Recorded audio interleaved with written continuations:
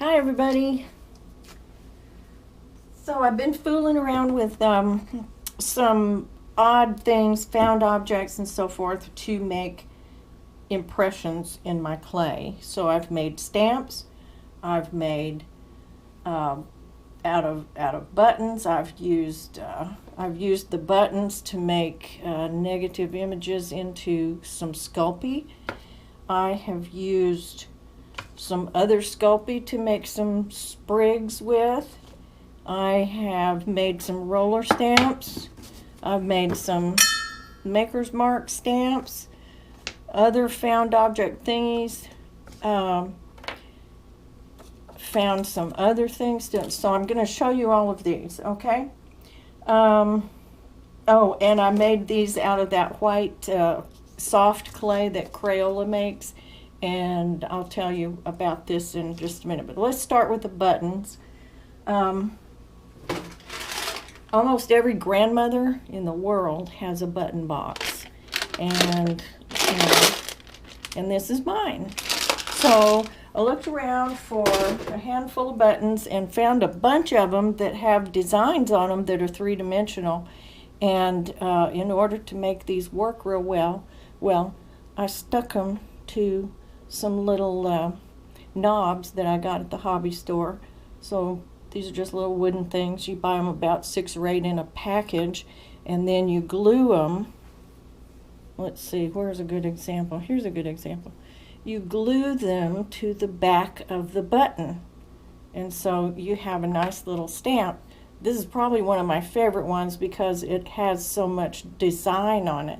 And so I've got a little bit of cooking oil in this little bowl, and in order to keep it from sticking to the clay, so I use stoneware most of the time for my pottery, but for this I've been using this this kind of puffy, marshmallowy looking white clay, and I think it comes in other colors too, but I've been using this. My camera keeps going. There we go. I've been using this to just try to test things out. So let me spread out a little spot here. And by the way, I use E6000 glue because it doesn't come apart. If you use Elmer's glue, the water, Elmer's glue is not waterproof. I mean, it might be water resistant, but it isn't waterproof. So let's see if I can get that to look good on here.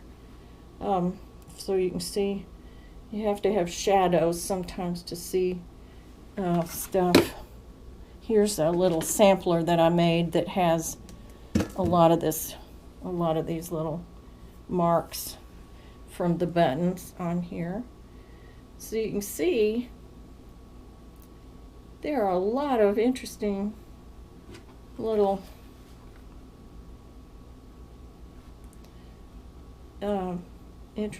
marks that you can make. So if you find a button that has, let's see, one of them, this one right here, this one has just little stripes on it, but when you use it, it looks like a shell.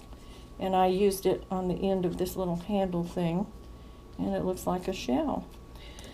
Okay, so with these buttons, I took some Sculpey and to make a negative image. So I just made another stamp out of the Sculpey.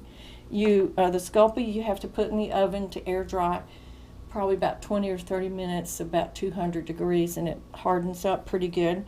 But it's very handy if you put a little oil on that, just kind of put it around in there.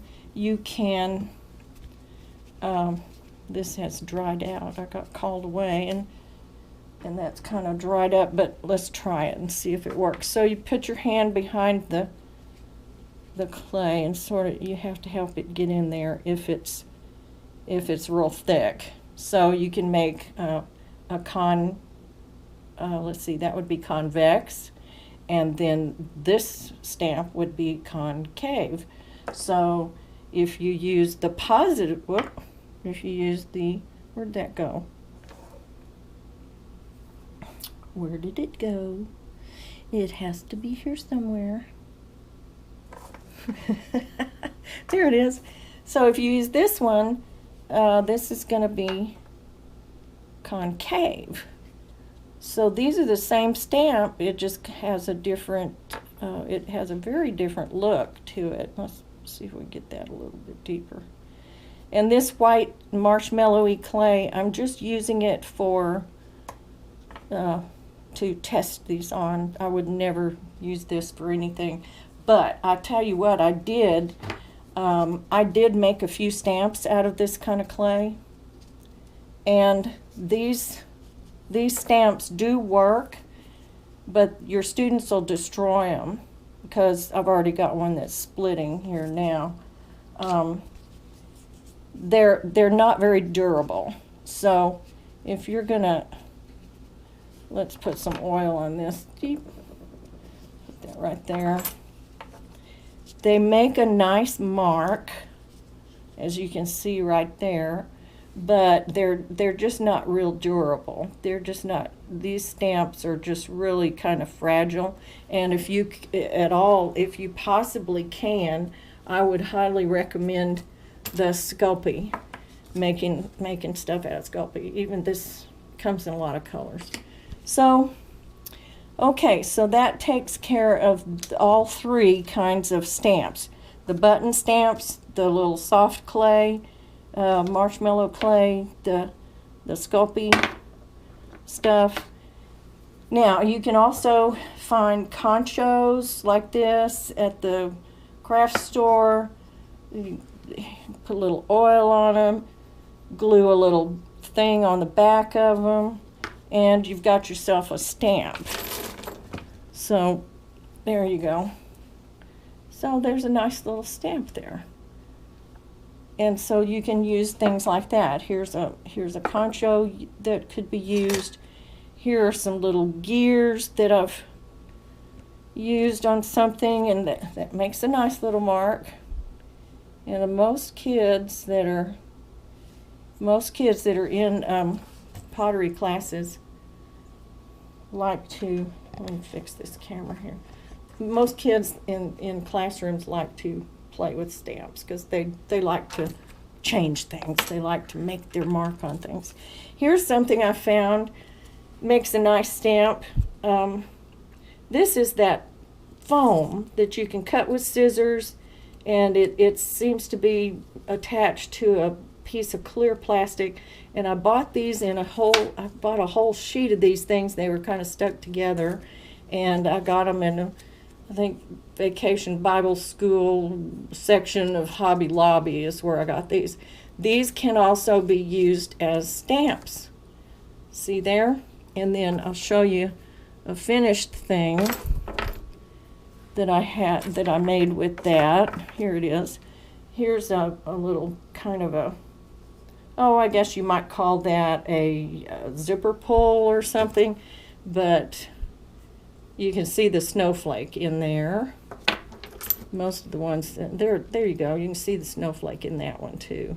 That's kind of nice. Okay, so you can buy these little foam stamps that are already done, but they have animals and little letters and things like that. So those are kind of handy if you don't have time for the kids to make them. These little round stamp wheels. It's bisque fired clay. Before it's fired, have the kids make the tread on it and make a hole in it because that's where they have to hang on to it. So they're just gonna roll that across. Let's see, probably don't have a good enough piece of clay here, but let's see what this looks like. The kids will just roll that across, and you got a little mark. And on this one, same thing. You can just roll that across. You could probably stick a dowel in there, but most of the time, if you're working on a slab, you can just roll that across there with your finger and make some tread marks. Okay, the other thing is sprigs.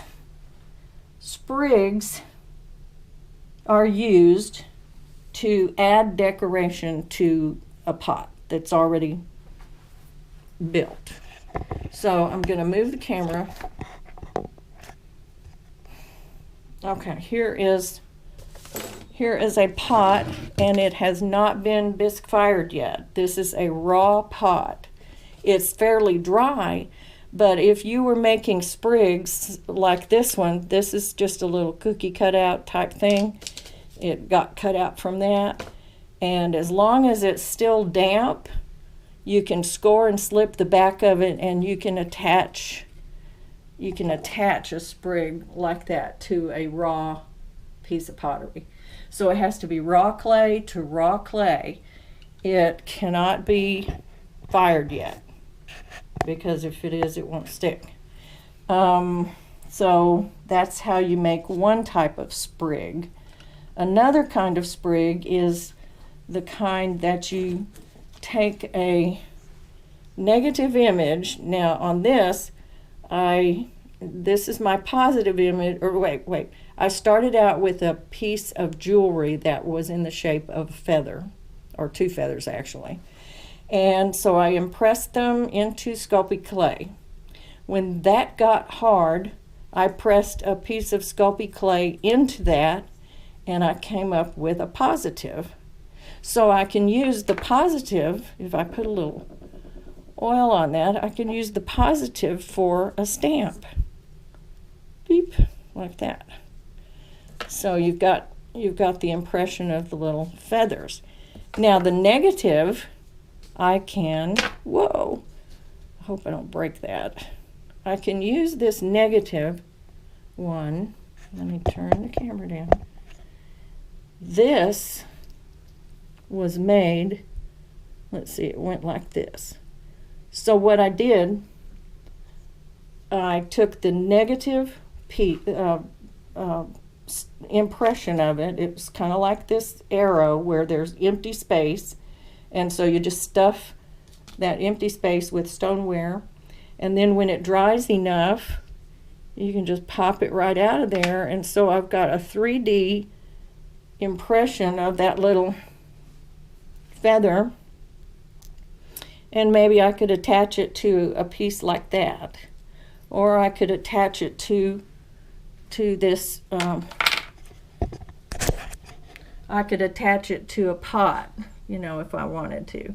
Now remember, you've got to score and slip, and this needs to be damp, and this needs to be damp. If they're bone dry, you're going to have to do something to get them damp again, so that they'll stick together when you score and slip them. But that little feather business is a sprig. So I could make a sprig out of this because it's a negative space, and I could put stoneware in there. This one, this is the positive. The negative is around here somewhere, but this is a positive image of a sprig that I made from this little piece of jewelry right here. So there's kind of a, let me lay it down so you can see the whole thing. It is a dragonfly, and it's quite nice, and that makes a great sprig. Here's a little zipper pull that was made with the feathers. You can see the impression of the feathers in there. The glaze doesn't do it any favors really, but because it's not dark enough, and there's not enough on there, but that's an example. Okay, so let me see if I've covered it all. I had a little note here. So you can use jewelry for junk, or jewelry junk, or found jewelry, junk jewelry. It doesn't have to be really good stuff, and it doesn't matter if it's good stuff. It can be any kind of little button. So you can make, with buttons, you can make all kinds of impressions. You can make it with this marshmallow clay, which I don't recommend, but it'll work if you insist, and if you're on a low budget, that might work if you're a classroom teacher. The blue stuff works pretty good. This has makes a negative, well, it's a negative image in the Sculpey, but when you push the clay into it, it has a positive on your piece of pottery. So, remember, I'm just using this white puffy clay for testing out these things. I would normally use, stoneware, and while it's still wet, and on the wheel, preferably. So here's another one. A little waffly thing, little maker's mark.